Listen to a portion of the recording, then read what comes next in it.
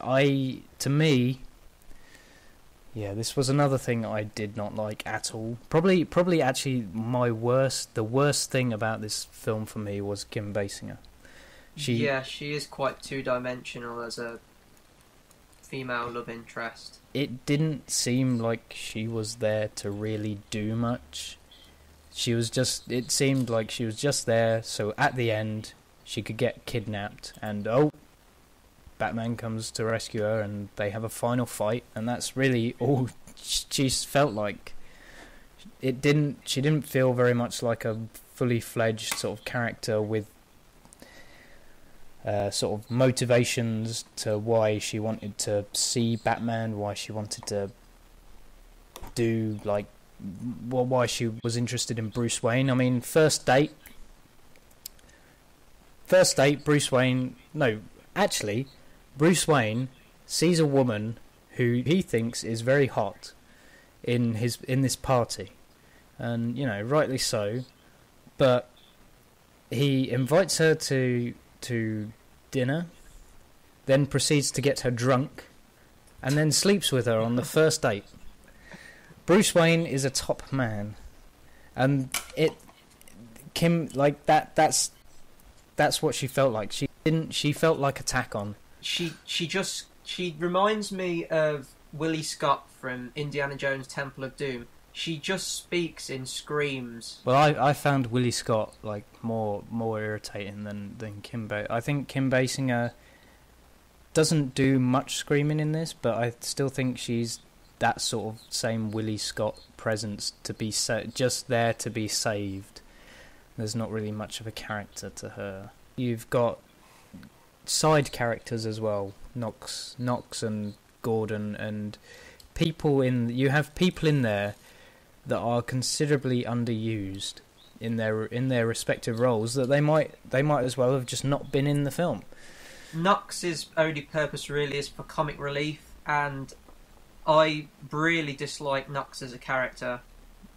He basically talks in one-liners. Yeah, he thinks he's funny, and he just isn't, and he just comes off as irritating and annoying rather than an actual fully formed character. Yeah, sort of more the obnoxious sidekick, and that there's a line in there which I don't know if it was purposely meant to be not funny, but where he's looking at all the suits of armor. Oh yeah, and he goes, "Who's that? Is he from the Wicker people or something?" He must have been king of the Wicker people. Yeah, and was that intentional, or was that an intentionally bad joke? Well, he does want to try and take Vicky Vale out on a date, and I don't know whether that's his character, that he comes across as this bumbling, annoying, unfunny character, and that's why she goes with Bruce Wayne, or whether that was just how his character was meant to be written. She got given a choice. You can either have the bumbling, obnoxious sort of idiot, or you can have the weird, sort of rich guy that lives in his house all day. I'd rather go with the rich guy, because at least he has money. But what other characters do we have? We have Commissioner Gordon, who is really given absolutely nothing to do in this film. Oh yeah, nothing, absolutely nothing. There's a whole plot about them bringing down Grissom and the whole crime family, but that's never really developed into it's present at the beginning, but then quickly gets sidelined once Joker's introduced. You could have removed him completely. It wouldn't have changed anything. Absolutely nothing. Which is a shame, because the epitome of Gordon's character is that he's meant to, work with Batman and discuss things, like the modern films. They are meant to be partners in, working together. Yeah. And it's just, his character is just wasted. Yeah. And I would have liked to have seen more from Commissioner Gordon. I would have liked to have seen more from pretty much all the supporting characters, like Harvey Dent as well. Played by Billy D. Williams. Played by Billy D. Williams. And you have, obviously, Alfred as well. Alfred, who did last all 4 films. Yeah. All these sort of side characters, they don't really do much, and they don't really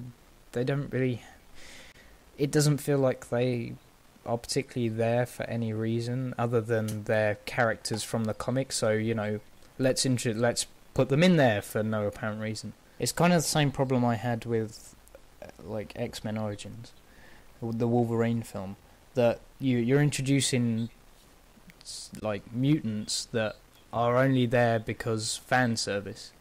It feels exactly the same, and I feel exactly the same way about the side characters in this. They only seem to be there because people read the comics and they like them, and there's not really much point. But we'll stick them in anyway. However, I will say one thing. One side character who I absolutely love, who has this kind of Boba Fett cool element about him, is the Joker's henchman Bob. He just oozes cool. This guy. I would have preferred him as the main villain. Bob as the main villain. Bob as the main villain. You are my number one, a guy. Yeah. Bob was amazing. That is one of the best things from Batman 1989, I'd say. Yeah, I'd agree with that. He's a more memorable henchman. He is a memorable henchman.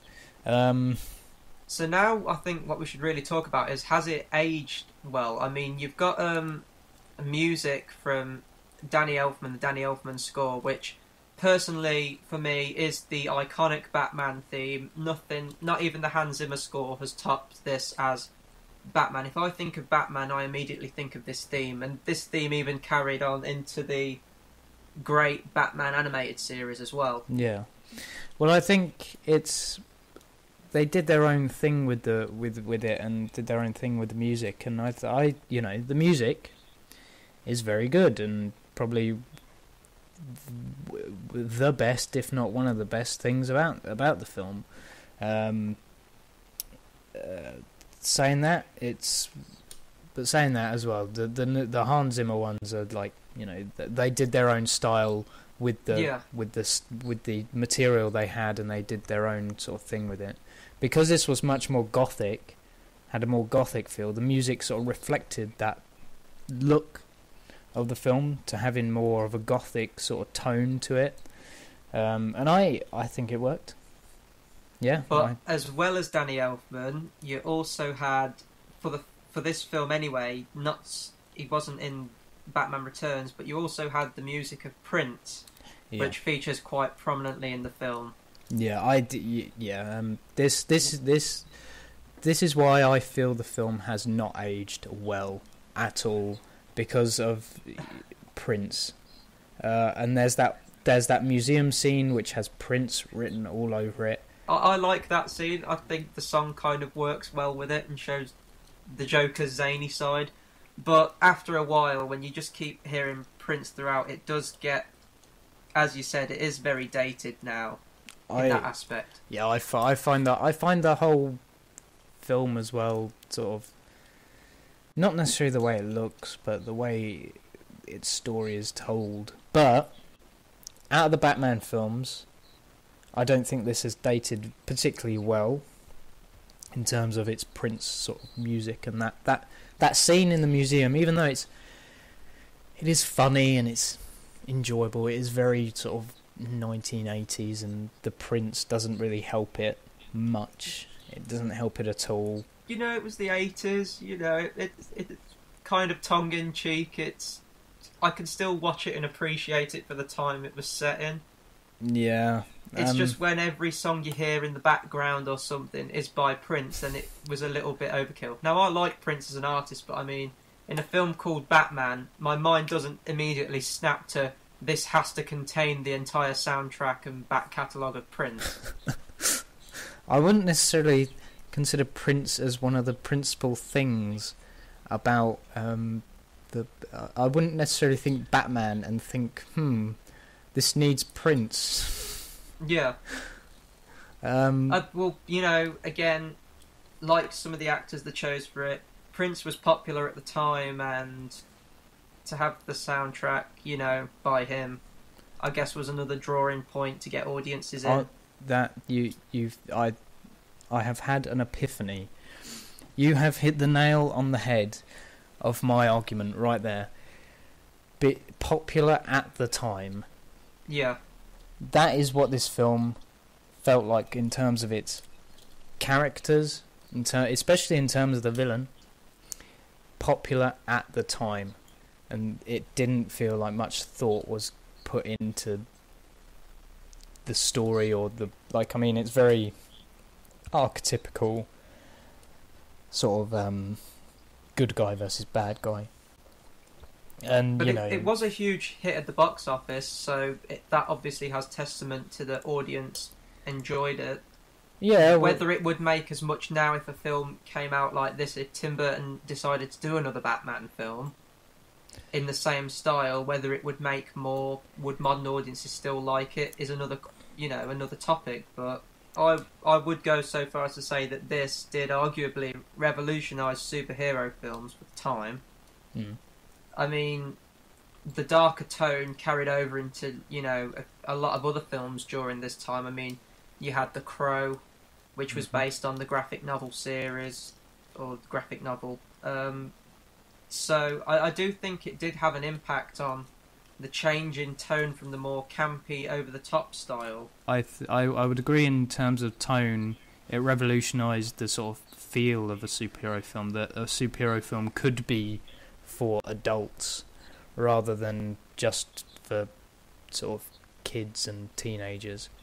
It felt, but then again, saying that, I don't think it revolutionised the way in which its story was told, or the way in which its characters had, its character arcs were told. But like you said, this is very dark, and I think it revolutionised it in that way.